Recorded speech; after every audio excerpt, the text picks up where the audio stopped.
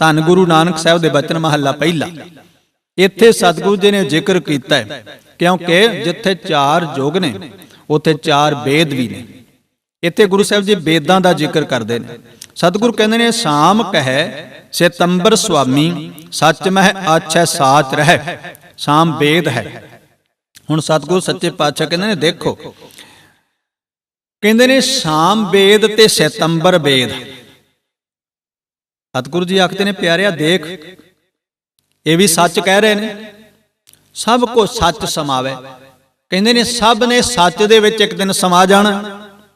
ਫਿਰ ਅੱਗੇ ਆਇਆ ਜਿਹੜਾ ਵੇਦ ਹੈ ਰਿਗ, ਰਿਗ ਕਹਿ ਰਿਹਾ ਭਰਪੂਰ। ਤੇ ਜਿਹੜਾ ਰਿਗ ਵੇਦ ਉਹ ਵੀ ਕਹਿੰਦਾ ਕਿ ਪ੍ਰਮਾਤਮਾ ਸਭ ਵਿੱਚ ਰਮਿਆ ਹੋਇਆ ਇੱਕ ਹੈ। ਫਿਰ ਕਹਿੰਦੇ ਨੇ ਰਾਮ ਨਾਮ ਦੇਵਾ ਮੈਸੂਰ। ਕਹਿੰਦੇ ਨੇ ਰਾਮ ਦਾ ਨਾਮ ਵਾਹਿਗੁਰੂ ਜੋ ਰਾਮ ਹੈ, ਰਾਮ ਅਰਥ ਹੈ ਪਰਮੇਸ਼ਰ ਦਾ, ਸਭ ਵਿੱਚ ਰਮਿਆ ਹੋਇਆ ਇੱਕ ਰਸ ਰਮਿਆ ਹੋਇਆ ਰਾਮ ਪ੍ਰਮਾਤਮਾ। ਕਹਿੰਦੇ ਨੇ ਨਾਇ ਲੈ ਪਰਾਸ਼ਤ ਜਾਹੇ। ਕਹਿਣ ਲੱਗੇ ਜੋ ਪ੍ਰਮਾਤਮਾ ਦਾ ਨਾਮ ਲਏਗਾ, ਕਹਿੰਦੇ ਨੇ ਜਿਹੜਾ ਪ੍ਰਮਾਤਮਾ ਦਾ ਨਾਮ ਲਵੇਗਾ ਉਹ ਤਰ ਜਾਏਗਾ। ਨਾਨਕ ਤੋ ਮੁਖੰਤਰ ਪਾਏ। ਹੇ ਨਾਨਕ ਉਹ ਮੁਕਤੀ ਦੇ ਰਸਤੇ ਉੱਤੇ ਤੁਰ ਪੈਗਾ, ਭਾਵ ਕਿ ਉਹਨੂੰ ਮੁਕਤੀ ਮਿਲ ਜਾਏਗੀ। ਇਸ ਜੀਵਨ ਦੇ ਵਿੱਚੋਂ ਉਹਨੂੰ ਮੁਕਤੀ ਮਿਲੇਗੀ ਇਸੇ ਮਨੁੱਖਾ ਜਾਮੇ ਦੇ ਵਿੱਚ। ਹੁਣ ਸਤਿਗੁਰੂ ਜੀ ਕਹਿੰਦੇ ਨੇ ਦੇਖੋ, ਸਾਰੇ ਵੇਦ ਜਿਹੜੇ ਨੇ, ਸ਼ਾਸਤਰ ਜਿਹੜੇ ਨੇ, ਪੁਰਾਣ ਜਿਹੜੇ ਨੇ, ਧਾਰਮਿਕ ਪੁਸਤਕਾਂ ਜਿਹੜੀਆਂ ਨੇ ਪੁਕਾਰ ਪੁਕਾਰ ਕੇ ਕਹਿੰਦੀਆਂ ਨੇ। ਗੁਰੂ ਅਰਜਨ ਸਾਹਿਬ ਜੀ ਨੇ ਇਹਦਾ ਨਿਰਣਾ ਕੀਤਾ, ਬੜਾ ਖੋਲ ਕੇ ਦੱਸਿਆ। ਸਿਮਰਤ ਵੇਦ ਪੁਰਾਣ ਪੁਕਾਰਨ ਪੋਥੀਆਂ। ਸਿਮਰਤੀਆਂ ਵੇਦ ਪੁਰਾਣ ਜਿੰਨੀਆਂ ਵੀ ਧਾਰਮਿਕ ਪੋਥੀਆਂ ਨੇ ਪੁਕਾਰ ਪੁਕਾਰ ਕੇ ਕਹਿੰਦੇ ਨੇ ਕੀ ਨਾਮ ਬਿਨਾ ਸਭ ਕੂੜ ਗਾਲੀ ਹੋਛੀਆਂ। ਨਾਮ ਤੋਂ ਬਿਨਾ ਸਭ ਗੱਲਾਂ ਹੋਛੀਆਂ ਨੇ। ਨਾਮ ਕਿੱਥੇ ਵਸਦਾ? ਨਾਮ ਨਿਦਾਨ ਅਪਾਰ ਭਗਤਾਂ ਮਨ ਵਸੈ। ਜਿਹੜਾ ਨਾਮ ਰੂਪੀ ਖਜ਼ਾਨਾ ਹੈ ਨਾ, ਇਹ ਭਗਤਾਂ ਦੇ ਹਿਰਦੇ 'ਚ ਵਸਦਾ ਹੈ, ਭਗਤਾਂ ਦੇ ਦਿਲ ਵਿੱਚ ਵਸਦਾ ਹੈ। ਇਸ ਲਈ ਸਤਿਗੁਰੂ ਕਹਿੰਦੇ ਨੇ ਦੇਖੋ, ਕਹਿੰਦੇ ਨੇ ਇਹ ਚਾਰੇ ਵੇਦ ਵੀ ਇਹ ਗੱਲ ਕਹਿ ਰਹੇ ਨੇ, ਹੇ ਨਾਨਕ ਜੋ ਪ੍ਰਮਾਤਮਾ ਦਾ ਨਾਮ ਲਏਗਾ ਮੁਕਤੀ ਦਾ ਪਾਤਰ ਉਹ ਬਣੇਗਾ। ਹੁਣ ਸਤਿਗੁਰੂ ਜੀ ਇੱਥੇ ਕਹਿੰਦੇ ਨੇ ਅਗਲੀਆਂ ਪੰਕਤੀਆਂ ਦੇ ਅੰਦਰ ਗੁਰਦੇਵ ਜੀ ਨੇ ਸਾਨੂੰ ਸਮਝਾਉਣਾ ਕੀਤਾ। ਧੰਨ ਗੁਰੂ ਨਾਨਕ ਸਾਹਿਬ ਮਹਾਰਾਜ ਸੱਚੇ ਪਾਤਸ਼ਾਹ ਜੀ ਨੇ ਕਿਰਪਾ ਕੀਤੀ, ਬਖਸ਼ਿਸ਼ ਕੀਤੀ ਸਾਡੇ ਤੇ। ਸਤਿਗੁਰੂ ਜੀ ਕਹਿੰਦੇ ਨੇ ਦੇਖੋ ਸ਼ਾਮ ਵੇਦ ਇਹ ਆਖਦਾ ਹੈ, ਭਾਵ ਸਤਜੁਗ ਵਿੱਚ ਜਗਤ ਦੇ ਮਾਲਕ ਸੁਆਮੀ ਦਾ ਨਾਮ ਸਿਤੰਬਰ ਸੀ। ਇਹ ਸ਼ਾਮ ਵੇਦ ਕਹਿੰਦਾ। ਸ਼ਾਮ ਕਹਿ ਸਿਤੰਬਰ ਸੁਆਮੀ, ਉਸ ਮਾਲਕ ਦਾ ਨਾਮ ਸਿਤੰਬਰ। ਲੋਕ ਇਸ ਨਾਮ ਦੇ ਨਾਲ ਉਹਨੂੰ ਆਰਾਧਦੇ ਸਨ। ਭਾਵ ਤਦੋਂ ਰੱਬ ਸਤੰਬਰ ਮੰਨ ਕੇ ਉਸ ਦੀ ਪੂਜਾ ਹੋ ਰਹੀ ਸੀ, ਜੋ ਸਦਾ ਸੱਚ ਵਿੱਚ ਟਿਕਿਆ ਹੋਇਆ ਹੈ, ਜੋ ਸਦਾ ਸੱਚ ਵਿੱਚ ਰਹਿਣ ਵਾਲਾ, ਕਿ ਉਹ ਸੱਚ ਹੈ। ਤਦੋਂ ਹਰੇਕ ਜੀਵ ਸੱਚ ਵਿੱਚ ਲੀਨ ਹੁੰਦਾ ਹੈ। ਫਿਰ ਸਤਿਗੁਰੂ ਕਹਿੰਦੇ ਨੇ ਸਤਜੁਗ ਦੇ ਵਿੱਚ ਰਥ ਸੰਤੋਖ ਦਾ ਤੇ ਧਰਮ ਅੱਗੇ ਰਤਬਾਉ ਬਣਦਾ। ਜਦੋਂ ਆਮ ਤੌਰ ਤੇ ਹਰੇਕ ਜੀਵ ਸੱਚ ਵਿੱਚ ਧਰਮ ਵਿੱਚ ਦ੍ਰਿੜ ਸੀ ਤਾਂ ਸਤਜੁਗ ਵਰਤ ਰਿਹਾ ਸੀ। ਇਹ ਸ਼ਾਮ ਵੇਦ ਕਹਿੰਦਾ ਕਿ ਉਦੋਂ ਪ੍ਰਮਾਤਮਾ ਦਾ ਨਾਮ ਸਿਤੰਬਰ ਸੀ। ਤੇ ਫਿਰ ਸਤਿਗੁਰੂ ਅੱਗੇ ਕਹਿੰਦੇ ਨੇ ਅੱਗੇ ਆਇਆ ਰਿਗਵੇਦ।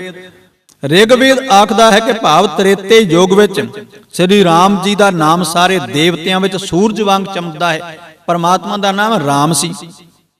ਉਹੀ ਸਭ ਥਾਈਂ ਵਿਆਪਕ ਹੈ, ਰਮਿਆ ਹੋਇਆ ਸਭ ਵਿੱਚ। ਹੈ ਨਾਨਕ ਰਿਗਵੇਦ ਆਖਦਾ ਹੈ ਕਿ ਸ੍ਰੀ ਰਾਮ ਜੀ ਦਾ ਨਾਮ ਲਿਆ ਹੀ ਪਾਪ ਦੂਰ ਹੋ ਜਾਂਦੇ ਨੇ। ਭਾਵ ਜੀਵ ਜਦੋਂ ਮੁਕਤੀ ਪ੍ਰਾਪਤ ਕਰ ਲੈਂਦਾ ਹੈ ਉਹਦਾ ਨਾਮ ਲੈ ਕੇ, ਰਾਮ ਰਾਮ ਕਹਿ ਕੇ। ਤਾਂ ਹੀ ਕਬੀਰ ਜੀ ਨੇ ਆਖਿਆ ਨਾ, ਕਹਿਣ ਲੱਗੇ ਮੇਰੇ ਕੋਲ ਕੇਵਲ 2 ਅੱਖਰ ਨੇ ਰਾਮ ਰਾਮ ਦੇ, ਬਸ ਕਹਿ ਕਬੀਰ ਅੱਖਰ ਦੋਏ ਭਾਖ, ਹੋਏਗਾ ਖਸਮ ਤਲੇਗਾ ਰਾਖ। ਰਾਮ ਰਾਮ ਇਹ ਗੁਰਮੰਤਰ, ਪ੍ਰਮਾਤਮਾ ਨੂੰ ਲੋਕ ਰਾਮ ਰਾਮ ਕਹਿ ਕੇ ਬੁਲਾਉਂਦੇ ਸਨ। ਅੱਗੇ ਆਇਆ ਯਜੁਰਵੇਦ। ਕਹਿੰਦੇ ਨੇ ਹੁਣ ਵੇਖੋ ਦੁਆਪਰ ਯੁੱਗ ਆਇਆ ਤੇ ਇਹਦੇ ਵਿੱਚ ਆਇਆ ਯਜੁਰਵੇਦ। ਕਹਿੰਦੇ ਨੇ ਯਜੁਰਵੇਦ ਵਿੱਚ ਭਾਵ ਦੁਆਪਰ ਵਿੱਚ ਜਗਤ ਦੇ ਮਾਲਕ ਦਾ ਨਾਮ ਸਾਵਲਾ ਯਾਦਮ ਕ੍ਰਿਸ਼ਨ ਪ੍ਰਸਿੱਧ ਹੋ ਗਿਆ। ਯਾਦਮ ਗੁਰੂ ਸਾਹਿਬ ਕਹਿੰਦੇ ਨੇ ਨਾਨਕ ਤੋਂ ਮੁਖੰਤਰ ਪਾਏ ਜੁਜ ਮੈਂ ਜੋਰ ਛਲੀ ਚੰਦਰਾਵਲ ਕਾਨ ਕ੍ਰਿਸ਼ਨ ਜਾਦਮ ਭਇਆ।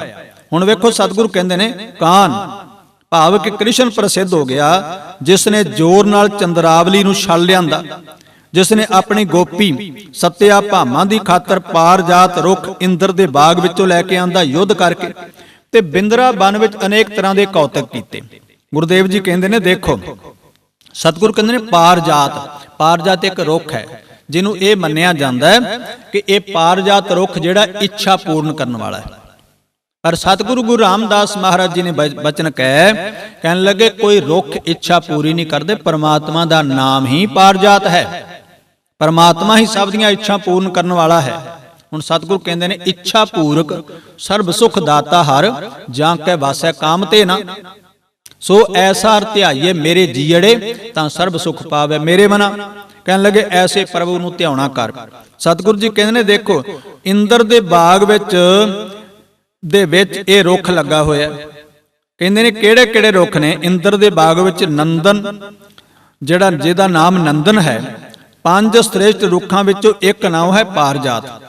ਜਦੋਂ ਦੇਵਤਿਆਂ ਦੇ ਨਾਲ ਰਲ ਕੇ ਸਮੁੰਦਰ ਢਿੜਕਿਆ ਸੀ ਤਦੋਂ ਉਸ ਵਿੱਚੋਂ 14 ਰਤਨ ਨਿਕਲੇ ਸਨ, ਜਿਨ੍ਹਾਂ ਵਿੱਚੋਂ ਇੱਕ ਪਾਰਜਾਤ ਰੁੱਖ ਸੀ। ਤੇ ਕ੍ਰਿਸ਼ਨ ਜੀ ਨੇ ਇਹ ਰੁੱਖ ਉਸ ਬਾਗ ਵਿੱਚੋਂ ਪੁੱਟ ਕੇ ਆਂਦਾ ਤੇ ਆਪਣੀ ਪਤਨੀ ਸੱਤਿਆ ਭਾਮਾਂ ਦੇ ਬਾਗ ਦੇ ਵਿੱਚ ਲਾ ਦਿੱਤਾ। ਹੁਣ ਸਤਿਗੁਰੂ ਜੀ ਕਹਿੰਦੇ ਨੇ ਫੇਰ ਆਪਣੇ ਜ਼ੋਰ ਦੇ ਨਾਲ ਗੋਪੀ ਚੰਦਰਾਵਲ ਨੂੰ ਛਲਿਆ। ਸਤਿਗੁਰੂ ਕਹਿੰਦੇ ਨੇ ਉਸ ਵੇਲੇ ਇਹ ਨਾਮ ਪ੍ਰਸਿੱਧ ਹੋਇਆ। ਯਜੁਰਵੇਦ ਇਹ ਆਖਦਾ ਹੈ। ਅੱਗੇ ਸਤਿਗੁਰੂ ਕਹਿੰਦੇ ਨੇ ਅੱਗੇ ਆਇਆ ਫੇਰ ਕਲਯੁਗ ਤੇ ਗੁਰਦੇਵ ਦੇ ਬਚਨ ਨੇ ਕਹਿੰਦੇ ਨੇ ਕਲ ਮੈਂ ਵੇਦ ਅਥਰਬਣ ਹੁਆ ਨਾਉ ਖੁਦਾਈ ਅਲੋ ਭਇਆ, ਨੀਲ ਬਸਤਰਲੇ ਕੱਪੜੇ ਪਹਿਰੇ ਤੁਰਕ ਪਠਾਣੀ ਅਮਲ ਕੀਆ। ਕਹਿੰਦੇ ਨੇ ਕਲ ਮੈਂ ਵੇਦ ਅਥਰਬਣ ਹੁਆ, ਜਿਵੇਂ ਇਸ ਗੁਰਦੇਵ ਜੀ ਕਹਿੰਦੇ ਨੇ ਹੁਣ ਵੇਦ ਦਾ ਨਾਮ ਹੈ ਅਥਰਬਣ। ਕਲਯੁਗ ਦੇ ਵਿੱਚ ਵੇਦ ਅਥਰਬਣ ਹੈ।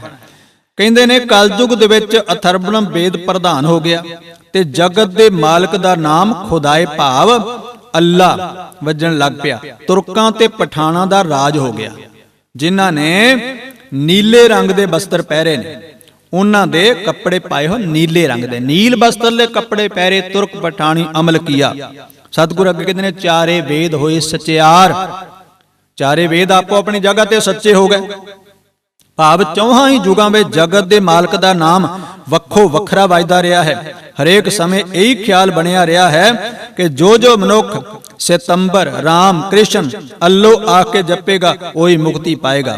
ਅਤੇ ਜੋ ਮਨੁੱਖ ਇਹਨਾਂ ਵੇਦਾਂ ਨੂੰ ਪੜ੍ਹਦੇ ਵਿਚਾਰਦੇ ਹਨ, ਭਾਵ ਆਪੋ ਆਪਣੇ ਸਮੇਂ ਵਿੱਚ ਜੋ ਮਨੁੱਖ ਇਸ ਉਪਰੋਕਤ ਯਕੀਨ ਨਾਲ ਆਪਣੇ ਧਰਮ ਪੁਸਤਕ ਪੜ੍ਹਦੇ ਤੇ ਵਿਚਾਰਦੇ ਹਨ, ਉਹ ਹੀ ਚੰਗੀਆਂ ਯੁਕਤੀਆਂ ਭਾਵ ਪ੍ਰਾਪਤ ਕਰ ਲੈਣਗੇ। ਭਾਵ ਉਹਨਾਂ ਨੂੰ ਚੰਗਾ ਗਿਆਨ ਹੋ ਜਾਏਗਾ। ਯੁਕਤੀਆਂ 4 ਸੁੰਦਰ ਵਿਚਾਰ ਦਲੀਲ ਯੁਕਤੀ ਵਾਲੇ ਹਨ। ਭਾਵ ਉਹ ਸੁੰਦਰ ਵਿਚਾਰ ਵਾਲੇ ਹਨ, ਉਹ ਚੰਗੇ ਇਨਸਾਨ ਬਣ ਜਾਣਗੇ। ਭਾਵ ਜਦੋਂ ਅਸੀਂ ਵੇਦਾਂ ਸ਼ਾਸਤਰਾਂ ਨੂੰ ਪੜ੍ਹ ਕੇ ਗੁਰਬਾਣੀ ਨੂੰ ਪੜ੍ਹ ਕੇ ਅਸੀਂ ਵਿਚਾਰਾਂਗੇ, ਸਾਡੇ ਅੰਦਰ ਕੁਦਰਤੀ ਇਹ ਗਿਆਨ ਆਏਗਾ, ਪ੍ਰਕਾਸ਼ ਹੋ ਜਾਏਗਾ। ਹੁਣ ਸਤਿਗੁਰੂ ਜੀ ਕਹਿੰਦੇ ਨੇ ਵੇਖੋ, ਪਰ ਮਨੁੱਖ ਪੜ੍ਹ ਕੇ ਹੰਕਾਰੀ ਹੋ ਜਾਂਦਾ। ਉਹ ਕਹਿੰਦਾ ਕਿ ਮੈਂ ਇਤਨਾ ਪੜ੍ਹਿਆ ਹਾਂ। ਇਸੇ ਤਰ੍ਹਾਂ ਪ੍ਰੇਮਾ ਭਗਤੀ ਵਿੱਚ ਰਹਿ ਕੇ ਹੰਕਾਰ ਤੋਂ ਬਚਿਆ ਰਹਿੰਦਾ। ਫਿਰ ਸਤਿਗੁਰੂ ਕਹਿੰਦੇ ਚਾਰੇ ਵੇਦ ਹੋਏ ਸਚਿਆਰ, ਪੜ੍ਹੇ ਗੁਣੇ 3 4 ਵਿਚਾਰ, ਭਾਉ ਭਗਤ ਕਰ ਨੀ ਸਦਾਏ। ਪ੍ਰੇਮਾ ਭਗਤੀ ਵਿੱਚ ਰਹਿ ਕੇ ਹੰਕਾਰ ਤੋਂ ਬਚਿਆ ਰਹਿੰਦਾ, ਆਪਣੇ ਆਪ ਨੂੰ ਨੀਵਾਂ ਅਖਵਾਉਣਾ। ਗੁਰਦੇਵ ਜੀ ਕਹਿੰਦੇ ਨੇ ਤਾਂ ਉਹ ਨਾਨਕ ਮੁਖ ਅੰਤਰ ਪਾਏ। ਇੱਥੇ ਗੁਰਦੇਵ ਜੀ ਨਿਰਣਾ ਕਰ ਦਿੱਤਾ, ਕਹਿਣ ਲੱਗੇ ਹੇ ਨਾਨਕ ਤੂੰ ਇਸ ਤਰੀਕੇ ਦੇ ਨਾਲ ਮੁਕਤੀ ਪ੍ਰਾਪਤ ਕਰ ਸਕਦਾ, ਨਹੀਂ ਤੇ ਨਹੀਂ। ਬੇਸ਼ੱਕ ਦੀ ਤੂੰ ਜਿੰਨੀਆਂ ਮਰਜ਼ੀ ਪੁਸਤਕਾਂ ਪੜ੍ਹ ਲੈ, ਧਾਰਮਿਕ ਗ੍ਰੰਥ ਪੜ੍ਹ ਲੈ ਤੇ ਹੰਕਾਰੀ ਬਣਿਆ ਫਿਰ, ਪਰ ਉਹਨਾਂ ਚਿਰ ਤੈਨੂੰ ਮੁਕਤੀ ਨਹੀਂ ਮਿਲੇਗੀ ਜਿੰਨਾ ਚਿਰ ਤੂੰ ਨੀਵਾਂ ਨਿਮਰਤਾ ਦੇ ਵਿੱਚ ਨਹੀਂ ਆਏਗਾ। ਤਾਂ ਉਹ ਨਾਨਕ ਮੁਖ ਅੰਤਰ ਪਾਏ, ਆਪਣੇ ਆਪ ਨੂੰ ਨੀਵਾਂ ਖਵਾਣਾ, ਨਿਮਰਤਾ ਵਿੱਚ ਰਹਿਣਾ, ਪ੍ਰੇਮਾ ਭਗਤੀ ਵਿੱਚ ਰਹਿਣਾ, ਇਹ ਮੁਕਤੀ ਦਾ ਸਾਧਨ ਹੈ। ਅੱਗੇ ਗੁਰੂ ਸਾਹਿਬ ਦੀ ਆਰੰਭ ਹੋਈ ਪੌੜੀ ਸਤਿਗੁਰ ਵਿਟੋਂ ਵਾਰਿਆ, ਜਿਤ ਮਿਲਿਆ ਖਸਮ ਸੰਭਾਲਿਆ। ਮੈਂ ਸਤਿਗੁਰ ਤੋਂ ਬਲਿਹਾਰਨੇ ਜਾਂਦਾ ਹਾਂ, ਮੈਂ ਵਾਰਨੇ ਜਾਂਦਾ ਹਾਂ ਵਿਟੋਂ, ਮੈਂ ਆਪਣੇ ਸਤਿਗੁਰ ਤੋਂ ਸਦਕੇ ਜਾਂਦਾ, ਜਿਸ ਨੂੰ ਮਿਲਣ ਕਰਕੇ ਮੈਂ ਮਾਲਕ ਪ੍ਰਭੂ ਨੂੰ ਯਾਦ ਕਰਦਾ ਹਾਂ, ਜਿਸ ਨੂੰ ਮਿਲਣ ਕਰਕੇ ਮੈਨੂੰ ਮੇਰਾ ਸਤਿਗੁਰ ਮੇਰਾ ਪ੍ਰਮਾਤਮਾ ਮੈਨੂੰ ਚੇਤੇ ਆਉਂਦਾ ਹੈ। ਕਹਿੰਦੇ ਨੇ ਜਿਨ ਕਰ ਉਪਦੇਸ਼ ਗਿਆਨ ਅੰਜਨ ਦੀਆ, ਜਿਸ ਨੇ ਆਪਣਾ ਉਪਦੇਸ਼ ਕਰਕੇ, ਗੁਰੂ ਨੇ ਉਪਦੇਸ਼ ਦਿੱਤਾ ਹੈ, ਗੁਰੂ ਉਪਦੇਸ਼ ਕਰਦਾ ਹੈ। ਕਹਿੰਦੇ ਨੇ ਉਹਨੇ ਮੈਨੂੰ ਗਿਆਨ ਰੂਪੀ ਸੁਰਮਾ ਦੇ ਦਿੱਤਾ ਉਪਦੇਸ਼ ਕਰਕੇ। ਇਹਨੇ ਨੇਤਰੀ ਜਗਤ ਨੇ ਹਾਲਿਆ, ਕਹਿਣ ਲੱਗੇ ਇਹਨਾਂ ਅੱਖਾਂ ਦੇ ਨਾਲ ਮੇਰੇ ਤੇ ਕਿਰਪਾ ਕੀਤੀ, ਜਿਸ ਦੀ ਬਰਕਤ ਕਰਕੇ ਮੈਂ ਇਹਨਾਂ ਅੱਖਾਂ ਨਾਲ ਜਗਤ ਦੀ ਅਸਲੀਅਤ ਨੂੰ ਵੇਖ ਲਿਆ। ਇਹ ਜਗਤ ਕੀ ਹੈ, ਮੈਂ ਸਮਝ ਲਿਆ ਇਹ ਜਗਤ ਇੱਕ ਮਿਥਿਆ ਹੈ, ਇਹ ਜਗਤ ਵਿੱਚ ਕੋਈ ਕਿਸੇ ਦਾ ਮਿੱਤਰ ਨਹੀਂ ਹੈ, ਕੋਈ ਸੰਗੀ ਸਾਥੀ ਨਹੀਂ ਹੈ। ਮੈਂ ਸਮਝ ਲਿਆ। ਤਾਂ ਹੀ ਤੇ ਗੁਰਬਾਣੀ ਚ ਗੁਰੂ ਸਾਹਿਬ ਜੀ ਨੇ ਆਖਿਆ, ਜਗਤ ਮੈਂ ਝੂਠੀ ਦੇਖੀ ਪ੍ਰੀਤ, ਆਪਣੇ ਸੁਖ ਸਿਉ ਹੀ ਸਭ ਲਾਗੇ, ਕਿਆ ਦਾਰਾ ਕਿਆ ਮੀਤ। ਸਾਰੇ ਸਾਰੇ ਆਪਣੇ ਸੁੱਖਾਂ ਸਾਧਨਾ ਕਰਕੇ ਲੱਗੇ ਨੇ, ਭਾਵੇਂ ਉਹ ਇਸਤਰੀ ਹੈ, ਭਾਵੇਂ ਉਹ ਮਿੱਤਰ ਹੈ, ਭਾਵੇਂ ਉਹ ਔਲਾਦ ਹੈ, ਸਭ ਆਪੋ ਆਪਣੇ ਸੁੱਖਾਂ ਸਾਧਨਾ ਵਿੱਚ ਲੱਗੇ ਨੇ। ਤੇ ਮੇਰੇ ਸਤਿਗੁਰੂ ਜੀ ਕਹਿੰਦੇ ਨੇ, ਜਿਹੜੇ ਖਸਮ ਨੂੰ ਛੱਡ ਕੇ ਦੂਜਿਆਂ ਦੇ ਮਗਰ ਲੱਗੇ ਫਿਰਦੇ ਨੇ, ਆਪਣੇ ਮਾਲਕ ਨੂੰ ਛੱਡ ਕੇ, ਜਿਹੜੀ ਇਸਤਰੀ ਆਪਣੇ ਖਸਮ ਨੂੰ ਛੱਡ ਕੇ ਦੂਜਿਆਂ ਦੇ ਮਗਰ ਲੱਗੀ ਫਿਰੇ, ਗੁਰਦੇਵ ਜੀ ਕਹਿੰਦੇ ਨੇ ਉਹ ਡੁੱਬ ਜਾਂਦੇ ਨੇ। ਖਸਮ ਛੋੜ ਦੂਜੇ ਲਗੇ, ਡੁੱਬੇ ਸੇ ਵਣਜਾਰਿਆ। ਕਹਿੰਦੇ ਨੇ ਜੋ ਮਨੁੱਖ ਮਾਲਕ ਨੂੰ ਵਿਸਾਰ ਕੇ ਕਿਸੇ ਹੋਰ ਵਿੱਚ ਚਿੱਤ ਜੋੜ ਕੇ ਰੱਖਦੇ ਹਨ, ਉਹ ਸੰਸਾਰ ਸਮੁੰਦਰ ਵਿੱਚ ਡੁੱਬ ਗਏ। ਸਤਿਗੁਰੂ ਇਹ ਬੋਹਿ ਥਾ, ਮੇਰਾ ਸਤਿਗੁਰੂ ਜਹਾਜ਼ ਹੈ। ਮੇਰੇ ਸਤਿਗੁਰੂ ਨੇ ਮਿਹਰ ਕਰਕੇ ਮੈਨੂੰ ਸੰਸਾਰ ਸਮੁੰਦਰ ਤੋਂ ਪਾਰ ਕਰ ਦਿੱਤਾ ਹੈ। ਮਾਨੋ ਮੇਰਾ ਸਤਿਗੁਰੂ ਜਹਾਜ਼ ਹੈ। ਵਿਰਲੇ ਕਿਨੇ ਵਿਚਾਰਿਆ, ਕਿਸੇ ਵਿਰਲੇ ਨੇ ਵਿਚਾਰਿਆ ਕਿ ਇਹ ਸ਼ਬਦ ਰੂਪੀ ਬੇੜੇ ਤੇ ਚੜ ਕੇ ਇਹਦੇ ਕੋਲੋਂ ਗਿਆਨ ਲੈ ਕੇ ਮੈਂ ਸੰਸਾਰ ਸਮੁੰਦਰ ਤੋਂ ਪਾਰ ਹੋਣਾ। ਨਹੀਂ ਤੇ ਮਨੁੱਖਾਂ ਦਾ ਹੀ ਆਸਰਾ ਤੱਕੀ ਬੈਠਾ। ਇਹ ਗੱਲ ਠੀਕ ਹੈ ਕਿ ਇੱਕ ਦੂਜੇ ਤੋਂ ਬਿਨਾਂ ਗੁਜ਼ਾਰਾ ਨਹੀਂ, ਪਰ ਮੇਰੇ ਸਤਿਗੁਰੂ ਕਹਿੰਦੇ ਨੇ ਇੰਨਾ ਵੀ ਆਸਰਾ ਨਾ ਤੱਕ ਕਿ ਦੁਬਾਰਾ ਫੇਰ ਇਸ ਸੰਸਾਰ ਵਿੱਚ ਖਚਤ ਹੋਣਾ ਪੈ ਜਾਏ, ਜੂਨੀਆਂ ਦੇ ਵਿੱਚ ਭਟਕਣਾ ਪੈ ਜਾਏ। ਕਰ ਕਿਰਪਾ ਪਾਰ ਉਤਾਰਿਆ, ਮੇਰੇ ਵਾਹਿਗੁਰੂ ਨੇ ਕਿਰਪਾ ਕਰਕੇ ਆਪਣੇ ਨਾਮ ਰੂਪੀ ਜਹਾਜ਼ ਤੇ ਚਾੜ ਕੇ ਮੈਨੂੰ ਪਾਰ ਕਰ ਦਿੱਤਾ। ਕਿਉਂਕਿ ਸਤਿਗੁਰ ਜਹਾਜ਼ ਹੈ। ਆਪਾਂ ਰੋਜ਼ ਪੜ੍ਹਦੇ ਹਾਂ ਸਤਿਗੁਰ ਦੇ ਬਚਨ, ਆਪਾਂ ਅਰਦਾਸ ਤੋਂ ਬਾਅਦ ਇਹ ਪੜ੍ਹਦੇ ਹਾਂ ਆਪਾਂ, ਵਾਹਿਗੁਰੂ ਨਾਮ ਜਹਾਜ਼ ਹੈ ਚੜੇ ਸੋਤਰੇ ਪਾਰ। ਵਾਹਿਗੁਰੂ ਦਾ ਨਾਮ ਰੂਪੀ ਇੱਕ ਜਹਾਜ਼ ਹੈ, ਉਸ ਤੋਂ ਉੱਤੇ ਜਿਹੜਾ ਚੜੇਗਾ ਉਹ ਪਾਰ ਹੋ ਜਾਏਗਾ। ਪਰਮਾਤਮਾ ਦਾ ਨਾਮ ਰੂਪੀ ਜਹਾਜ਼ ਤੇ, ਸ਼ਬਦ ਰੂਪੀ ਬੇੜੇ ਤੇ। ਭਗਤ ਕਬੀਰ ਜੀ ਨੇ ਤੇ ਇੱਥੋਂ ਤੱਕ ਕਹਿ ਦਿੱਤਾ, ਉਹ ਬਾਣੀ ਚ ਕਹਿੰਦੇ ਨੇ ਕਿ ਹੇ ਪਰਮਾਤਮਾ, ਮੈਨੂੰ ਇੱਕ ਤੇਰਾ ਆਸਰਾ ਹੈ, ਦੀਨ ਦਿਆਲ ਭਰੋਸੇ ਤੇਰੇ। ਹੇ ਦੀਨਾਂ ਤੇ ਗਰੀਬਾਂ ਦੇ ਦਇਆ ਕਰਨ ਵਾਲੇ ਵਾਹਿਗੁਰੂ ਜੀ, ਮੈਂ ਤੇਰੇ ਭਰੋਸੇ ਤੇ ਤੇਰੇ ਬੇੜੇ ਦੇ ਵਿੱਚ ਚੜਿਆ ਹਾਂ, ਤੇ ਤੇਰੇ ਬੇੜੇ ਦੇ ਵਿੱਚ ਮੈਂ ਆਪਣਾ ਸਾਰੇ ਪਰਿਵਾਰ ਨੂੰ ਚਾੜ ਦਿੱਤਾ। ਦੀਨ ਦਿਆਲ ਭਰੋਸੇ ਤੇਰੇ, ਸਭ ਪਰਿਵਾਰ ਚੜਾਇਆ ਬੇੜੇ, ਮੈਂ ਸਾਰਾ ਪਰਿਵਾਰ ਤੇਰੇ ਬੇੜੇ ਤੇ ਚਾੜਿਆ। ਤੇ ਗੁਰਦੇਵ ਜੀ ਇਸ ਸ਼ਲੋਕ ਤੇ ਪੌੜੀ ਦੇ ਅੰਦਰ ਸਾਨੂੰ ਸਮਝਾਉਣਾ ਕੀਤਾ ਕਿ ਉਹਨਾਂ ਮਨੁੱਖਾਂ ਵਾਸਤੇ ਕੱਲ ਸਤਜੁਗ ਹੈ, ਜਿਹੜੇ ਇਸ ਸਮੇਂ ਦੇ ਵਿੱਚ ਰਹਿ ਕੇ ਵੀ ਪਰਮਾਤਮਾ ਨੂੰ ਚੇਤੇ ਕਰਦੇ ਨੇ, ਧਰਮੀ ਤੇ ਸੰਤੋਖੀ ਨੇ, ਆਪਣੇ ਧਰਮ ਦੇ ਵਿੱਚ ਪਰਪੱਕ ਨੇ, ਉਹਨਾਂ ਨੇ ਸਭਨਾਂ ਦੇ ਵਿੱਚ ਪਰਮਾਤਮਾ ਨੂੰ ਜਾਣਦੇ ਆ। ਅਗਲਾ ਸ਼ਲੋਕ ਫਿਰ ਆਰੰਭ ਹੋਇਆ, ਕਿਉਂਕਿ ਇੱਥੇ ਗੱਲ ਗੁਰੂ ਜੀ ਮਨੁੱਖਾ ਜੀਵਨ ਦੀ ਕਰ ਰਹੇ ਨੇ। ਭਈ ਪ੍ਰਾਪਤ ਮਾਨੁਖ ਦੇ ਹੁਰੀਆ, ਗੋਬਿੰਦ ਮਿਲਣ ਕੀਏ ਤੇਰੀ ਬਰੀਆ, ਅਵਰ ਕਾਜ ਤੇਰੇ ਕੀਤੇ ਨਾ ਕਾਮ, ਮਿਲ ਸਾਧ ਸੰਗਤ ਭਜ ਕੇਵਲ ਨਾਮ, ਸਰੰਜਾਮ ਲਾਗ ਭਵਜਲ ਤਰਨ ਕੈ, ਜਨਮ ਬਿਰਥਾ ਜਾਤ ਰੰਗ ਮਾਇਆ ਕੇ। ਜਨਮ ਬਿਰਥਾ ਜਾ ਰਿਹਾ, ਮਾਇਆ ਵਿੱਚ ਖਚਤ ਹੋ ਕੇ, ਲੋਭ ਲਾਲਚ ਵਿੱਚ ਖਚਤ ਹੋ ਕੇ ਜਨਮ ਬਿਰਥਾ ਜਾ ਰਿਹਾ ਹੈ। ਇਹ ਫਿਰ ਸਤਿਗੁਰੂ ਕਹਿੰਦੇ ਨੇ, ਜਪ ਤਪ ਸੰਜਮ ਧਰਮ ਨਾ ਕਮਾਇਆ। ਮੈਂ ਕੋਈ ਜਪ ਨਹੀਂ ਕੀਤਾ, ਤਪ ਨਹੀਂ ਕੀਤਾ, ਮੈਂ ਕੋਈ ਧਰਮ ਨਹੀਂ ਕਮਾਇਆ, ਮੈਂ ਕੁਝ ਨਹੀਂ ਜਾਣਦਾ। ਜਪ ਤਪ ਸੰਜਮ ਧਰਮ ਨਾ ਕਮਾਇਆ, ਸੇਵਾ ਸਾਧ ਨਾ ਜਾਣਿਆ ਹਰਾਇ, ਨਾ ਕਿਸੇ ਦੀ ਸੇਵਾ ਕੀਤੀ, ਨਾ ਮੈਂ ਪਰਮਾਤਮਾ ਨੂੰ ਜਾਣਿਆ। ਕਹੋ ਨਾਨਕ ਹਮ ਨੀਚ ਕਰਮਾ। ਗੁਰੂ ਅਰਜਨ ਸਾਹਿਬ ਜੀ ਕਹਿੰਦੇ ਨੇ, ਮੈਂ ਇਹ ਗੱਲ ਕਹਿੰਦਾ ਹਾਂ, ਵਾਹਿਗੁਰੂ ਮੇਰੇ ਨੀਵੇਂ ਕਰਮ ਨੇ, ਪਰ ਮੈਂ ਤੇਰੀ ਸ਼ਰਨ ਵਿੱਚ ਆ ਗਿਆ ਹਾਂ। ਇਸੇ ਮਨੁੱਖਾ ਜੀਵਨ ਵਿੱਚ ਹੀ ਆਪਾਂ ਸ਼ਰਨ ਵਿੱਚ ਜਾ ਸਕਦੇ ਹਾਂ, ਹੋਰ ਕਿਸੇ ਪਸ਼ੂ ਪੰਛੀ ਵਿੱਚ ਨਹੀਂ। ਅਗਲਾ ਸ਼ਲੋਕ 14ਵੀਂ ਪੌੜੀ ਦਾ ਆਰੰਭ ਹੋਇਆ। ਇਸ ਵਿੱਚ ਵੀ ਗੁਰੂ ਸਾਹਿਬ ਜੀ ਮਨੁੱਖਾ ਸਰੀਰ ਬਾਰੇ ਸਮਝਾਉਂਦੇ ਨੇ। ਸਾਡਾ ਮਨੁੱਖਾ ਸਰੀਰ ਕੈਸਾ ਹੈ, ਜਾਮਾ ਇਹ ਕੈਸਾ ਹੈ। ਸ਼ਲੋਕ ਮਹੱਲਾ ਪਹਿਲਾ। ਮੇਰੇ ਸਤਿਗੁਰੂ ਦੇ ਬਚਨ, ਸਿਮਲ ਰੁਖ ਸਰਾਇਰਾ, ਅਤ ਦੀਰਘ ਅਤ ਮੁੱਚ। ਸਰਾਇਰਾ ਕਹਿੰਦੇ ਨੇ ਸਿੱਧੇ ਨੂੰ, ਦੀਰਘ ਕਹਿੰਦੇ ਨੇ ਲੰਮਾ, ਮੁੱਚ ਕਹਿੰਦੇ ਨੇ ਵੱਡਾ ਤੇ ਮੋਟਾ। ਕਹਿੰਦੇ ਨੇ ਸਿਮਲ ਦਾ ਰੁੱਖ ਕਿੱਡਾ ਸਿੱਧਾ, ਲੰਮਾ ਤੇ ਮੋਟਾ ਹੁੰਦਾ, ਪਰ ਕਹਿੰਦੇ ਨੇ ਉਹਦੇ ਉੱਤੇ ਪੰਛੀ ਆਉਂਦੇ ਨੇ ਆਸ ਕਰਕੇ। ਇਹ ਸਰੀਰ ਵੀ ਇਸੇ ਤਰ੍ਹਾਂ ਹੈ। ਅਸੀਂ ਕਿਸ ਕੰਮ ਆਏ ਹਾਂ ਦੁਨੀਆ ਵਿੱਚ? ਸਾਨੂੰ ਇਹ ਜਾਮਾ ਮਿਲਿਆ ਕਿ ਅਸੀਂ ਇਹ ਸਾਡਾ ਸਰੀਰ ਕਿਸੇ ਦੇ ਕੰਮ ਆ ਸਕਿਆ? ਨਾ ਜਿਉਂਦੇ ਜੀ ਤੇ ਨਾ ਮਰ ਕੇ।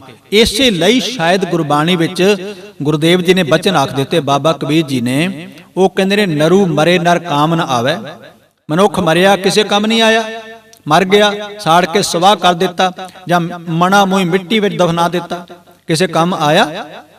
ਕਹਿੰਦੇ ਨੇ ਪਸ਼ੂ ਮਰੇ 10 ਕਾਜ ਸਵਾਰੀ। ਜਦੋਂ ਪਸ਼ੂ ਮਰਿਆ ਉਹਨੇ 10 ਕਾਜ ਸਵਾਰੇ ਨੇ। ਵੇਖੋ ਪਸ਼ੂ ਜਦੋਂ ਮਰਦਾ ਨਾ ਉਹਦਾ ਮਾਸ ਵੀ ਇੱਲਾਂ ਕੁੱਤਿਆਂ ਦੇ ਕੰਮ ਆਇਆ, ਉਹਦਾ ਚਮੜਾ ਲਾ ਕੇ ਪੈਰਾਂ ਦੇ ਜੁੱਤੀਆਂ ਬਣੀਆਂ, ਉਹਦੇ ਹੱਡ ਵੀ ਕੰਮ ਆਏ ਨੇ। ਕਹਿੰਦੇ ਨੇ ਉਹਨੇ 10 ਕਾਜ ਸਵਾਰੇ ਨੇ। ਪਰ ਮਨੁੱਖ ਮਰਿਆ ਕਹਿੰਦੇ ਨੇ ਵੇਖੋ 36 ਪ੍ਰਕਾਰ ਦੇ ਪਦਾਰਥ ਖਾਂਦਾ ਹੈ ਪਰ ਬੋਲਦਾ ਬੜਾ ਮੰਦਾ ਹੈ, ਦੂਜੇ ਦੇ ਦਿਲ ਨੂੰ ਦਿਖਾਉਂਦਾ ਹੈ। ਹਾਲੇ ਕਿ ਸ੍ਰੇਸ਼ਟ ਜੂਨੀਆਂ ਵਿੱਚੋਂ ਜੋਨੀ ਮਨੁੱਖਾ ਸੀ, ਇਹਨੇ ਐਸਾ ਕਾਰ ਵਿਹਾਰ ਕਰਨਾ ਸੀ ਜਿਸ ਨਾਲ ਕਿਸੇ ਦਾ ਦਿਲ ਨਾ ਦੁਖੇ। ਪਰ ਇਹ ਤੇ ਥਾਂ ਥਾਂ ਦੇ ਉੱਤੇ ਦਿਲ ਦੁਖਾ ਰਿਹਾ ਹੈ। ਜਿਸ ਦਿਲ ਦੇ ਵਿੱਚ ਅਸੀਂ ਕਹਿੰਦੇ ਆ ਪਰਮਾਤਮਾ ਬੈਠਾ ਉਹਨੂੰ ਦੁਖਾ ਰਿਹਾ ਹੈ। ਫਿਰ ਸਤਿਗੁਰੂ ਕਹਿੰਦੇ ਨੇ ਤੇਰੇ ਨਾਲ ਪਸ਼ੂ ਚੰਗਾ ਹੋਇਆ ਨਾ। ਗੁਰਬਾਣੀ ਚ ਗੁਰੂ ਸਾਹਿਬ ਨੇ ਬਚਨ, ਧੰਨ ਗੁਰੂ ਨਾਨਕ ਸਾਹਿਬ ਜੀ ਕਹਿੰਦੇ ਨੇ ਪਸ਼ੂ ਮਿਲੇ ਚੰਗਿਆਈਆਂ। ਪਸ਼ੂ ਨੂੰ ਚੰਗਿਆਈਆਂ ਮਿਲਦੀਆਂ ਨੇ ਕਿਉਂ? ਖੜ ਖਾਵੇ ਅੰਮ੍ਰਿਤ ਦੇ। ਉਹ ਖੜ ਖਾ ਕੇ, ਘਾਹ ਖਾ ਕੇ, ਤੂੜੀ ਖਾ ਕੇ ਅੰਮ੍ਰਿਤ ਰੂਪੀ ਦੁੱਧ ਦਿੰਦੇ ਨੇ। ਪਰ ਮਨੁੱਖ ਕੀ ਕਰਦਾ ਹੈ? ਅਸੀਂ ਕੀ ਕਰ ਰਹੇ ਹਾਂ? ਨਾਮ ਹੀ ਹੋਣੀ ਆਦਮੀ, ਨਾਮ ਤੋਂ ਵਾਂਝੇ ਮਨੁੱਖ ਜਿਹੜੇ ਨੇ ਧ੍ਰਿਗ ਜੀਵਨ ਫਟਕਾਰ ਯੋਗ ਕੰਮ ਕਰਦੇ ਨੇ, ਜਿਨ੍ਹਾਂ ਨੂੰ ਲੋਕ ਫਟਕਾਰਾਂ ਪਾਉਂਦੇ ਨੇ। ਇਹ ਮਾੜੇ ਕਰਮ ਕਰਦੇ ਨੇ। ਮਨੁੱਖ ਮਾੜੇ ਕਰਮ ਕਮਾ ਰਿਹਾ। ਹੁਣ ਸਤਿਗੁਰ ਕਹਿੰਦੇ ਦੇਖੋ ਕਿੱਡਾ ਵੱਡਾ ਰੁੱਖ ਹੈ। ਇੱਥੇ ਉਦਾਹਰਨ ਦਿੱਤੀ ਸਿੰਮਲ ਦੇ ਰੁੱਖ ਦੀ। ਕਹਿੰਦੇ ਨੇ ਸਿੰਮਲ ਰੁੱਖ ਸਰਾਇਰਾ ਅਤ ਦੀਰਘ ਅਤ ਮੁੱਚ, ਓਏ ਜੇ ਆਵੇ ਆਸ ਕਰ ਜਾਂ ਨਰਾਸੇ ਕਿਤ। ਹੁਣ ਸਿੰਮਲ ਦਾ ਰੁੱਖ ਬੜਾ ਸੋਹਣਾ, ਉੱਚਾ, ਲੰਮਾ, ਮੋਟਾ ਹੈ। ਪੰਛੀ ਆਉਂਦੇ ਨੇ ਡਾਰਾਂ ਦੀਆਂ ਡਾਰਾਂ ਬੰਨ੍ਹ ਕੇ, ਉਹਦੇ ਉੱਤੇ ਆ ਕੇ ਬਹਿੰਦੇ ਨੇ ਕਿ ਬੜਾ ਸੋਹਣਾ ਰੁੱਖ ਹੈ, ਇਹਦੇ ਤੇ ਚੰਗੇ ਫਲ ਲੱਗੇ ਹੋਣਗੇ, ਚੰਗੇ ਫੁੱਲ ਲੱਗੇ ਹੋਣਗੇ, ਚੰਗੇ ਪੱਤੇ ਹੋਣਗੇ। ਕਹਿਣ ਲੱਗੇ ਸਾਡੀ ਆਸ ਪੂਰੀ ਹੋਏਗੀ। ਪਰ ਜਦੋਂ ਆਉਂਦੇ ਨੇ ਨਿਰਾਸ਼ੇ ਹੋ ਕੇ ਚਲੇ ਜਾਂਦੇ ਨੇ। ਕਹਿੰਦੇ ਨੇ ਵੇਖੋ ਉਹ ਪੰਛੀ ਜੋ ਫਲ ਖਾਣ ਦੀ ਆਸ ਵਿੱਚ ਰੱਖ ਕੇ ਆਏ, ਉਸ ਉੱਤੇ ਆ ਕੇ ਬੈਠਦੇ ਹਨ ਤੇ ਉਹ ਨਿਰਾਸ਼ ਹੋ ਕੇ ਉੱਥੋਂ ਚਲੇ ਜਾਂਦੇ ਨੇ। ਕਿਉਂ? ਸਵਾਲ ਕੀਤਾ ਕਿ ਬਾਬਾ ਜੀ ਉਸ ਰੁੱਖ ਨੂੰ ਫੁੱਲ ਨਹੀਂ ਲੱਗੇ, ਉਸ ਰੁੱਖ ਨੂੰ ਫਲ ਨਹੀਂ ਲੱਗੇ, ਉਹਦੇ ਪੱਤੇ ਨਹੀਂ ਹਨ। ਸਤਿਗੁਰੂ ਕਹਿੰਦੇ ਨੇ ਫੁੱਲ ਵੀ ਲੱਗਦੇ ਨੇ, ਫਲ ਵੀ ਲੱਗਦੇ ਨੇ। ਤੇ ਕੈਸੇ ਨੇ? ਫਲ ਫਿੱਕੇ, ਫੁੱਲ ਬਕਬਕੇ, ਉਹਨਾਂ ਦੇ ਫਲ ਫਿੱਕੇ ਨੇ। ਫੁੱਲ ਬਕਬਕੇ ਨੇ ਉਸਦੇ, ਤੇ ਕੰਮ ਨਾ ਆਵੇ ਪੱਤ, ਉਹਦੇ ਪੱਤੇ ਵੀ ਕਿਸੇ ਕੰਮ ਨਹੀਂ ਆਉਂਦੇ। ਕਹਿਣ ਲੱਗੇ ਇਸੇ ਤਰ੍ਹਾਂ ਇਨਸਾਨੀ ਜਾਮਾ ਸਾਡਾ ਹੈ।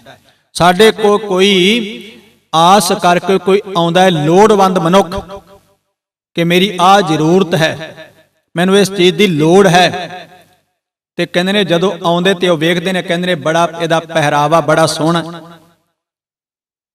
ਔਰ ਆਇਆ ਮਨੁੱਖ ਦੇ ਕੋਲ, ਮਨੁੱਖ ਆਇਆ, ਪਰ ਜਦੋਂ ਆ ਕੇ ਕੋਲੋਂ ਕੁਝ ਮੰਗਿਆ ਤੇ ਉਹਨੇ ਨਾ ਕਰ ਦਿੱਤੀ, ਤੇ ਕਹਿੰਦੇ ਨੇ ਉਹ ਨਿਰਾਸ਼ਾ ਹੋ ਕੇ ਜਾਂਦਾ ਹੈ। ਕਹਿਣ ਲੱਗੇ ਸਾਡਾ ਵੀ ਜਾਮਾ ਕੁਝ ਐਸਾ ਹੈ। ਉਸ ਰੁੱਖ ਵਰਗੇ ਸੋਹਣੇ ਬੜੇ ਆ, ਪਹਿਰਾਵਾ ਬੜਾ ਸੋਹਣਾ, ਧਰਮੀ ਵੀ ਬਣਿਆ ਹੋਇਆ ਹਾਂ, ਪਰ ਧਰਮ ਦੇ ਕੰਮ ਕੋਈ ਨਹੀਂ ਕੀਤੇ, ਕੇਵਲ ਪਹਿਰਾਵਾ ਪਾਇਆ। ਮੇਰੇ ਸਤਿਗੁਰੂ ਕਹਿੰਦੇ ਨੇ ਫਿਰ ਚੰਗਾ ਕੀ ਹੈ? ਮਿੱਠਤ ਨੀਵੀ ਨਾਨਕਾ ਗੁਣ ਚੰਗਿਆਈਆਂ ਤਤ। ਕਹਿਣ ਲੱਗੇ ਮਿੱਠਾ ਬੋਲਣਾ। ਕਹਿੰਦੇ ਨੇ ਇਹ ਨਾਨਕ ਨੀਵੇਂ ਰਹਿਣ ਵਿੱਚ ਮਿਠਾਸ ਹੈ, ਗੁਣ ਹਨ। ਨੀਵਾ ਰਹਿਣਾ ਸਾਰੇ ਗੁਣਾਂ ਦੀ ਸਾਰ ਹੈ। ਭਾਵ ਸਭ ਤੋਂ ਚੰਗਾ ਗੁਣ ਹੈ ਨੀਵਾ ਬਣ ਕੇ ਰਹਿਣਾ। ਕਿਉਂਕਿ ਫਲ ਨੀਵਿਆਂ ਰੁੱਖਾਂ ਨੂੰ ਵੇਖੋ, ਬੇਰੀ ਦਾ ਰੁੱਖ ਕਿੱਡਾ ਕੁ ਹੁੰਦਾ, ਛੋਟਾ ਜਿਹਾ ਰੁੱਖ ਹੈ, ਤਣੇ ਨੀਵਾ ਬਣ ਕੇ ਰਹਿੰਦਾ ਹੈ। ਤੇ ਕਹਿੰਦੇ ਨੇ ਉਹਨੂੰ ਬੜੇ ਬੜੇ ਮਿੱਠੇ ਬੇਰ ਲੱਗਦੇ ਨੇ। ਲੋਕ ਉਹਨੂੰ ਇੱਟਾਂ ਵੱਟੇ ਮਾਰਦੇ ਨੇ, ਪਰ ਉਹ ਮਿੱਠੇ ਬੇਰ ਦਿੰਦੀ ਹੈ। ਸਤਿਗੁਰ ਕਹਿੰਦੇ ਨੇ ਦੇਖ, ਉਦਾਹਰਨਾਂ ਦਿੱਤੀਆਂ ਗੁਰਬਾਣੀ ਦੇ ਅੰਦਰ ਸਤਿਗੁਰੂ ਜੀ ਨੇ।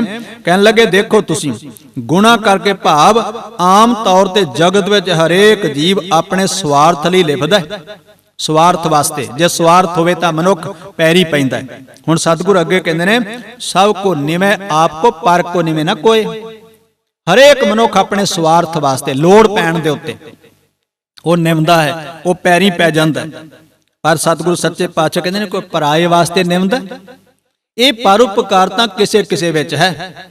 ਭਾਈ ਲੱਦੇ ਵਰਗੇ ਪਰਉਪਕਾਰੀ ਦੇ ਵਿੱਚ ਹੈ। ਜੋ ਭਾਈ ਸਤ ਬਲਵੰਡ ਦੀ ਖਾਤਰ, ਜੇ ਗੁਰੂ ਸਾਹਿਬ ਨੇ ਆਖਿਆ ਕਿ ਭਾਈ ਸਤ ਬਲਵੰਡ ਦੀ ਸਿਫਾਰਿਸ਼ ਲੈ ਕੇ ਸਾਡੇ ਕੋਲ ਕੋਈ ਨਾ ਆਵੇ, ਗੁਰੂ ਅਰਜਨ ਸਾਹਿਬ ਜੀ ਨੇ ਆਖਿਆ ਕਿ ਜੇ ਕੋਈ ਸਿਫਾਰਿਸ਼ ਲੈ ਕੇ ਆਏਗਾ ਉਹਦਾ ਮੂੰਹ ਕਾਲਾ ਕਰਕੇ ਉਹਨੂੰ ਖੋਤੇ ਤੇ ਚੜਾਵਾਂਗੇ। ਤੇ ਭਾਈ ਸਾਹਿਬ ਨੇ ਇਹ ਪਰਉਪਕਾਰ ਕੀਤਾ, ਉਹਨਾਂ ਦੀ ਖਾਤਰ ਆਪਣਾ ਮੂੰਹ ਕਾਲਾ ਕੀਤਾ, ਖੋਤੇ ਤੇ ਚੜ ਕੇ ਗੁਰੂ ਸਾਹਿਬ ਕੋਲ ਆਏ ਤੇ ਉਹਨਾਂ ਦੀ ਸਿਫਾਰਿਸ਼ ਕੀਤੀ, ਸਤਿਗੁਰ ਬਖਸ਼ ਲਓ। ਤੇ ਸਤਿਗੁਰੂ ਜੀ ਨੇ ਗਲ ਨਾ ਲਾਇਆ। ਇਹ ਨਿਮਰਤਾ ਭਾਵ ਪਰਾਏ ਵਾਸਤੇ, ਬਗਾਨਿਆਂ ਦੇ ਵਾਸਤੇ ਆਪਣਾ ਤਨ ਦਾ ਬਲੀਦਾਨ ਕਰ ਦੇਣਾ, ਦੂਸਰੇ ਦੇ ਵਾਸਤੇ ਆਪਣਾ ਸਰੀਰ ਲੇਖੇ ਲਾ ਦੇਣਾ। ਸਤਿਗੁਰੂ ਕਹਿੰਦੇ ਨੇ ਇਹ ਕਿਸੇ ਕਿਸੇ ਵਿੱਚ ਹੈ। ਜਦੋਂ ਅਸੀਂ ਇਤਿਹਾਸ ਦੇ ਪੰਨਿਆਂ ਨੂੰ ਪੜ੍ਹਦੇ ਹਾਂ ਤੇ ਵੇਖੋ ਤੁਸੀਂ, ਧੰਨ ਗੁਰੂ ਤੇਗ ਬਹਾਦਰ ਸਾਹਿਬ ਜੀ 9ਵੇਂ ਜਾਮੇ ਵਿੱਚ ਗੁਰੂ ਨਾਨਕ ਨੇ, ਜੇ ਸਤਿਗੁਰੂ ਸੱਚੇ ਪਾਤਸ਼ਾਹ ਧੰਨ ਗੁਰੂ ਨਾਨਕ ਸਾਹਿਬ ਮਹਾਰਾਜ ਜੀ ਨੇ 9 ਸਾਲ ਦੀ ਉਮਰ ਵਿੱਚ ਜਨੇਊ ਨਹੀਂ ਪਾਇਆ, ਜ਼ਬਰਦਸਤੀ ਪਾਉਂਦੇ ਨੇ, ਤੇ ਫਿਰ 9ਵੇਂ ਜਾਮੇ ਵਿੱਚ ਉਹਨਾਂ ਲੈਣ ਵੀ ਨਹੀਂ ਦਿੱਤਾ। ਦਿੱਲੀ ਕਾਤਲ ਦੇ ਕੋਲ ਚੱਲ ਕੇ ਗਏ ਨੇ, ਔਰੰਗਜ਼ੇਬ ਕੋਲ ਚੱਲ ਕੇ ਗਏ ਨੇ। ਐਸਾ ਦੁਨੀਆ ਵਿੱਚ ਇਤਿਹਾਸ ਵਿੱਚ ਕਿਤੇ ਨਹੀਂ ਮਿਲਦਾ ਕਿ ਕੋਈ ਕਤਲ ਕਰਨ ਵਾਲੇ ਦੇ ਕੋਲ ਚੱਲ ਕੇ ਜਾਵੇ। ਗੁਰੂ ਸਾਹਿਬ ਜੀ ਆਪ ਗਏ ਨੇ ਔਰ ਉਹਨਾਂ ਨੇ ਆਪਣੇ ਆਪ ਦਾ ਬਲੀਦਾਨ ਦਿੱਤਾ ਕਿਸੇ ਦੂਸਰੇ ਧਰਮ ਵਾਸਤੇ। ਹਾਲੇ ਕਿ ਉਸ ਧਰਮ ਨਾਲ ਕੋਈ ਸਰੋਕਾਰ ਨਹੀਂ, ਪਰ ਜ਼ਬਰਦਸਤੀ ਨਹੀਂ ਲੈਣ ਦੇਣਾ, ਜ਼ਬਰਦਸਤੀ ਕਿਸੇ ਦਾ ਧਰਮ ਤਬਦੀਲ ਨਹੀਂ ਹੋਣ ਦੇਣਾ। ਇਹ ਹੈ ਸਤਿਗੁਰਾਂ ਦੀ ਵਿਚਾਰ ਸਾਡੇ ਵਾਸਤੇ। ਹੁਣ ਸਤਿਗੁਰ ਕਹਿੰਦੇ ਨੇ ਹਰੇਕ ਮਨੁੱਖ ਆਪਣੇ ਵਾਸਤੇ ਨਿਮਦਾ ਹੈ, ਸਵਾਰਥ ਵਾਸਤੇ ਨਿਮਦਾ ਹੈ ਕਿ ਉਹਦਾ ਸਵਾਰਥ ਹੈ। ਕਹਿੰਦੇ ਨੇ ਦੂਜੇ ਦੀ ਖਾਤਰ ਕੋਈ ਨਹੀਂ, ਸਭ ਕੋ ਨਿਵੇਂ ਆਪ ਕੋ, ਪਰ ਕੋ ਨਿਵੇਂ ਨਾ ਕੋਏ। ਕਹਿੰਦੇ ਨੇ ਧਰ ਤਰਾਜੂ ਤੋਲੀਐ, ਨਿਵੇਂ ਸਗੋਰਾ ਹੋਏ। ਕਹਿਣ ਲੱਗੇ ਤੱਕੜੀ ਚ ਪਾ ਕੇ ਦੇਖ ਲਓ, 2 ਛਾਬੇ ਨੇ। ਹੁਣ ਜਿਸ ਪਾਸੇ ਆਪਾਂ ਤੱਕੜੀ ਦੇ ਵਿੱਚ ਤੋਲਦੇ ਆ ਵਸਤੂ, ਜਿਹੜੀ ਆਪਾਂ ਵਸਤੂ ਲੈਣੀ ਹੋਵੇ ਨਾ, ਤੇ ਜੇ ਉਹ ਉੱਚਾ ਪਾਸਾ ਉਹਦਾ ਹੋਵੇ, ਆਪਾਂ ਕਹਿੰਦੇ ਘੱਟ ਆ, ਉਹ ਨਿਵਣਾ ਚਾਹੀਦਾ, ਵੱਟਿਆਂ ਵਾਲਾ ਪਾਸਾ ਉੱਚਾ। ਕਹਿਣ ਲੱਗੇ ਦੇਖੋ ਤੋਲ ਕੇ ਦੇਖ ਲਓ ਤੱਕੜੀ ਦਾ। ਕਹਿਣ ਲੱਗੇ ਪਲੜਾ ਭਾਰਾ ਹੁੰਦਾ ਹੈ, ਜਿਹੜਾ ਨੀਵਾਂ ਉਹ ਚੰਗਾ ਗਿਣਿਆ ਜਾਂਦਾ ਹੈ। ਕਹਿਣ ਲੱਗੇ ਇਸੇ ਤਰ੍ਹਾਂ ਅਪਰਾਧੀ ਦੂਣਾ ਨਿਮੈ, ਜੋ ਹੰਤਾ ਮਿਰਗਾਏ। ਹੁਣ ਬੰਦਾ ਨਿਵਦਾ ਰਵੇ। ਕਹਿਣ ਲੱਗੇ ਸਵਾਰਥ ਵਾਸਤੇ ਬੰਦਾ ਨਿਵਦਾ। ਇੱਥੇ ਗੁਰਦੇਵ ਜੀ ਕਹਿੰਦੇ ਨੇ ਅਪਰਾਧੀ ਮਨੁੱਖ ਜਿਹੜਾ ਬੜਾ ਨਿਮਦਾ, ਉਹ ਬੜਾ ਨੀਵਾਂਪਨ ਉਹਦੇ ਵਿੱਚ ਹੈ। ਇਹਦਾ ਮਤਲਬ ਇਹ ਨਹੀਂ।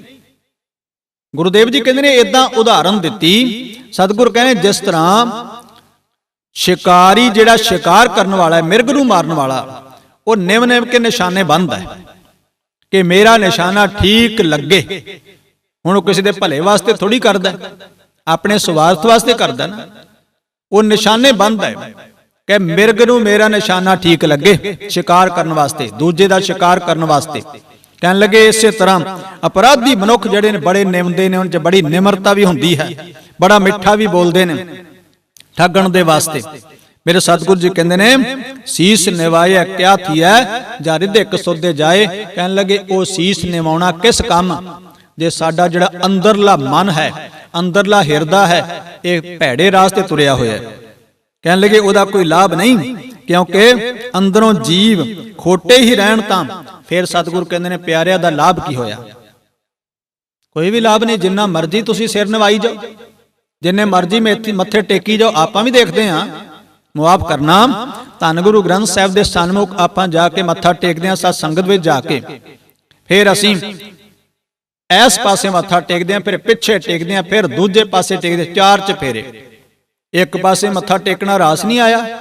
ਮਨ ਕਰਕੇ ਇਹੀ ਗੱਲ ਗੁਰੂ ਨਾਨਕ ਸਾਹਿਬ ਜੀ ਨੇ ਕਹੀ ਸੀ ਸੁਲਤਾਨਪੁਰ ਦੇ ਅੰਦਰ, ਜਦੋਂ ਸਤਿਗੁਰੂ ਜੀ ਵਈ ਨਦੀ ਵਿੱਚੋਂ ਨਿਕਲ ਕੇ ਬਾਹਰ ਜਾ ਕੇ ਮੜੀਆਂ ਵਿੱਚ ਬੈਠੇ ਨੇ, ਤੇ ਉਹਨਾਂ ਨੇ ਸਮਝਿਆ ਕਿ ਇੱਥੇ ਗੁਰੂ ਸਾਹਿਬ ਨੇ ਨਾਰਾ ਲਾਇਆ ਸੀ ਵਾਹਿਗੁਰੂ ਇੱਕ ਹੈ, ਨਿਰੰਕਾਰ ਇੱਕ ਹੈ। ਉੱਥੇ ਗੁਰੂ ਸਾਹਿਬ ਜੀ ਕਹਿੰਦੇ ਨੇ ਇੱਕ ਓੰਕਾਰ ਵਾਹਿਗੁਰੂ ਇੱਕ ਹੈ, ਉਹ ਸਭ ਵਿੱਚ ਵਿਆਪਕ ਹੈ। ਤੇ ਫਿਰ ਉੱਥੋਂ ਦਾ ਜਿਹੜਾ ਨਵਾਬ ਸੀ ਦੌਲਤ ਖਾਨ, ਤੇ ਜਿਹੜਾ ਕਾਜੀ ਸੀ, ਇਹਨਾਂ ਨੇ ਜਾ ਕੇ ਆਖਿਆ ਜੇ ਪਰਮਾਤਮਾ ਇੱਕ ਹੈ ਤੇ ਚੱਲ ਸਾਡੇ ਨਾਲ ਚੱਲ ਕੇ ਮਸੀਤ ਵਿੱਚ ਨਮਾਜ਼ ਅਦਾ ਕਰ, ਸੁਲਤਾਨਪੁਰ ਦੇ ਵਿੱਚ।